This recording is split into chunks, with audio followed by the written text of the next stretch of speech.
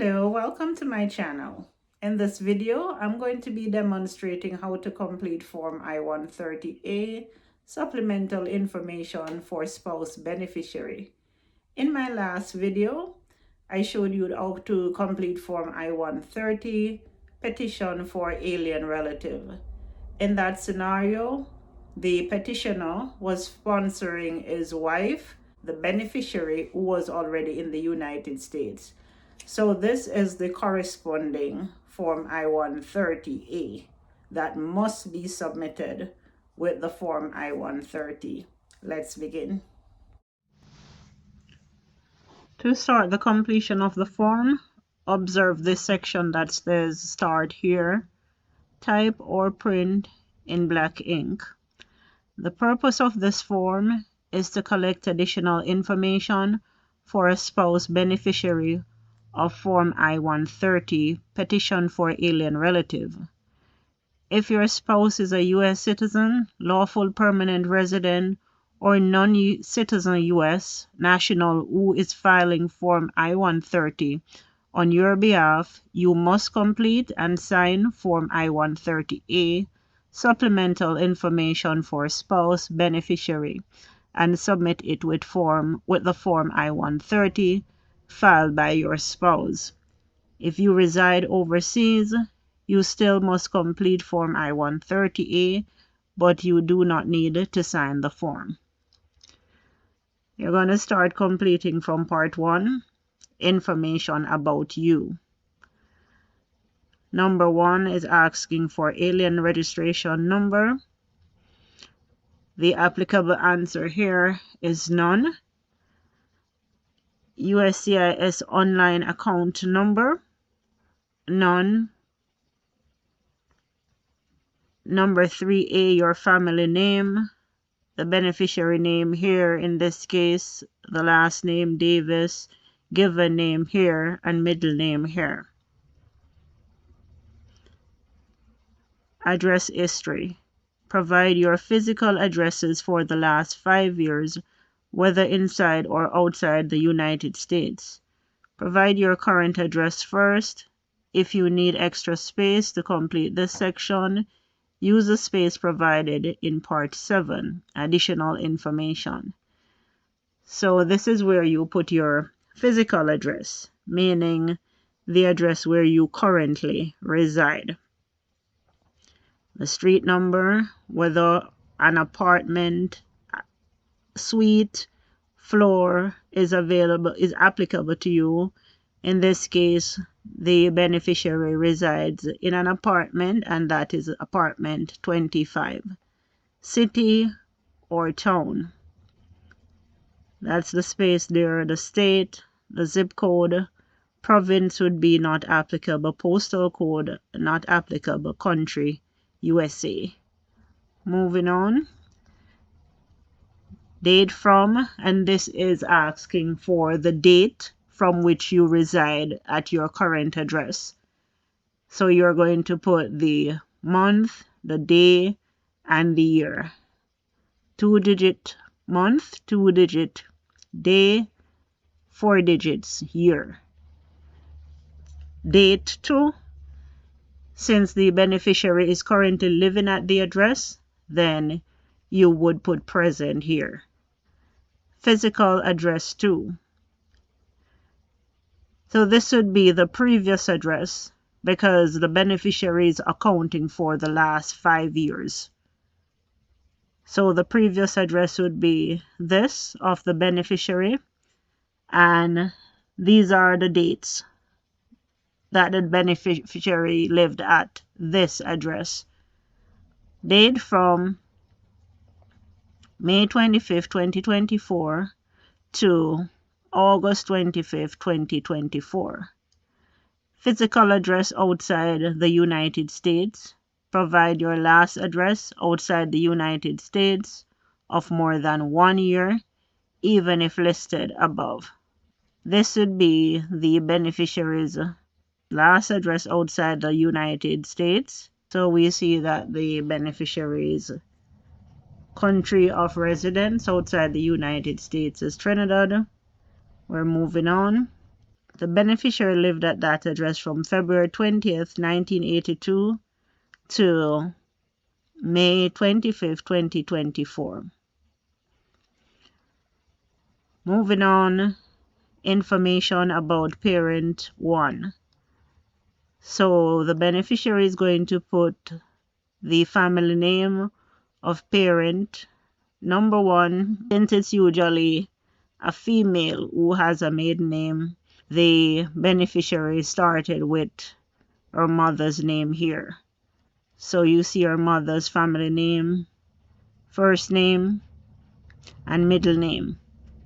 Date of birth of her mother here, sex, female, city, town, village of birth of her mother, country of birth, city, town, village of residence, country of residence. So this is all the information here for parent number 1, and in this case it's the beneficiary's mother.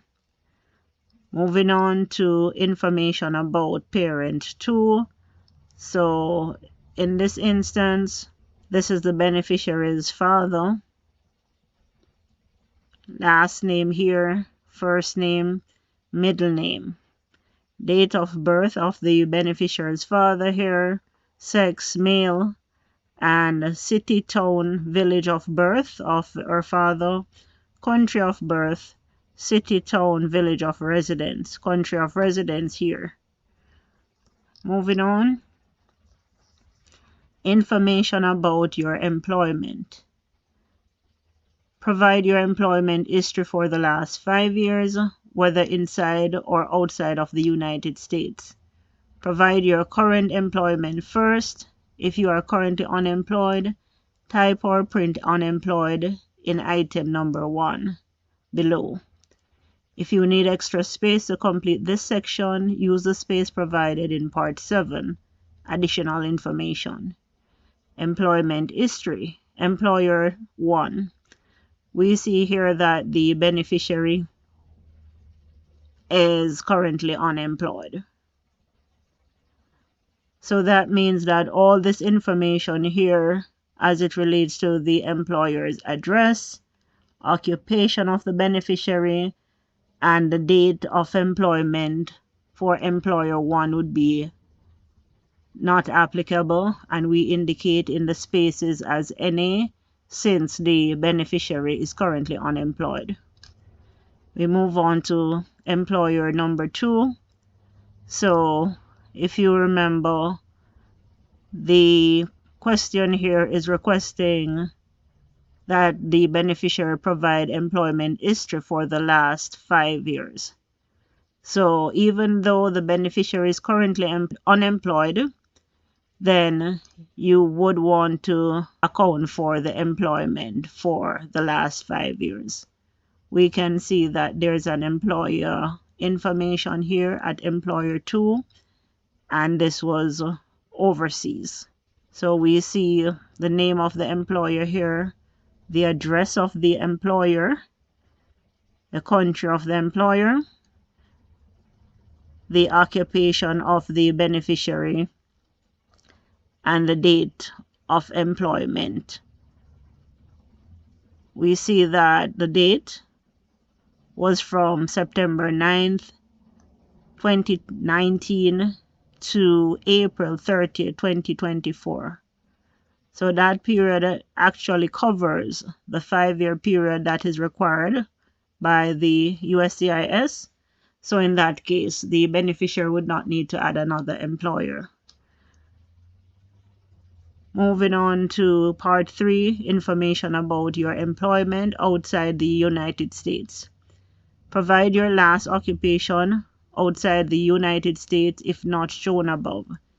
If you never worked outside the United States, provide this information in the space provided in Part 7, Additional Information. Since this information is already listed above, we would put not applicable for the section. Moving on to Part 4, Spouse Beneficiary Statement, Contact Information, Certification, and Signature. The beneficiary is required to read this section here and also indicate in 1A, I can read and understand English, and I have read and understand every question and instruction on this form and my answer to every question. Moving on. If the beneficiary used an interpreter, then this is the section that would be selected. The interpreter named in Part 5 read to me every question and instruction on this form and my answer to every question in a language in which I am fluent and I understood everything. Number 2, at my request, the preparer named in Part 6 prepared this form for me based only upon information I provided or authorized. So these parts are applicable only if a preparer was used. Since a preparer was not used outside of the beneficiary, once this form is printed, you're going to indicate NA, indicating not applicable. You don't want to leave any space unanswered. Spouse beneficiary's contact information. So this is where the beneficiary's daytime telephone number should be typed or written. Spouse beneficiary's mobile telephone number. And in this case, you notice that the spouse beneficiary's daytime and mobile number is the same in both instances. If it's different, you can indicate as such. Spouse beneficiary's email address goes here. Spouse beneficiary's certification. So you want to read all this information here. Spouse beneficiary's signature. After you have completed the form, you should print it and sign once the form is being sent by mail. Once you sign the form, you're going to date the form as well on the date that the form is signed. Moving on to Part 5, Interpreter's contact information, certification, and signature. This part is only applicable if an interpreter was used. Since in this case one was not used, the entire section would be not applicable. If one was used, then you would enter the interpreter's name, interpreter's business and organization, interpreter's mailing address. All the information here that is required for the interpreter would be included in this section. So you can notice that not applicable is in the entire section since an interpreter was not used.